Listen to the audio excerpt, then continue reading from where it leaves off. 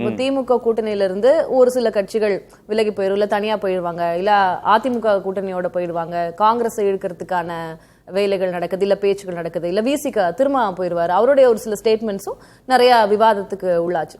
அப்போ பிரிக்கக்கூடிய முயற்சி, இல்ல கூட்டணியை பிரிக்க முயற்சி, அந்த மாதிரி முயற்சி ஏதாவது நடக்குது? அதையெல்லாம் தெளிவுபடுத்த விரும்புறேன். முயற்சி 1.5 வருஷத்துக்கு மேல இருந்தே நடக்குது. அதுவும் விஜய் கட்சி வந்ததுல இருந்தே விடுதலை சிறுத்தைகள் அவங்களுடைய முதல் இலக்கு. எப்படியாவது விஜயோட விடுதலை சிறுத்தைகளை சேர்த்து வச்சிடணுங்கிறது தான் வலதுசாரிகளுடைய மிகப்பெரிய பணி. ஏன்னா அவர் ஒருபோதும் பிஜேபியோட விசிகா வராது.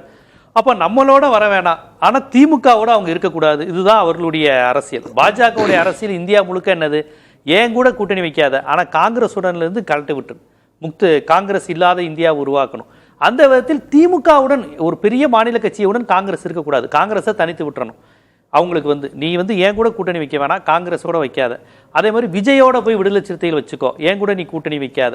இந்த ஃபார்முலாவை இந்தியா முழுவதுமே பாஜகவினர், வலதுசாரியினர், அமித்ஷா கான்செப்டில் அதை செஞ்சுக்கிட்டு தான் இருக்கிறாங்க.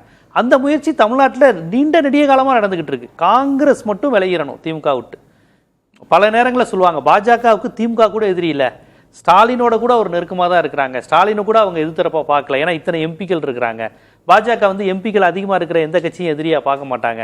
ஆனால் காங்கிரஸை விட்டு அவங்க வந்துடணும், காங்கிரஸை விட்டு வந்துட்டா போதும், எங்களோட அலைன்ஸ் வைக்க வேணாம். இந்த டாக்டிக்ஸ் ரொம்ப நாளாக நடக்குது.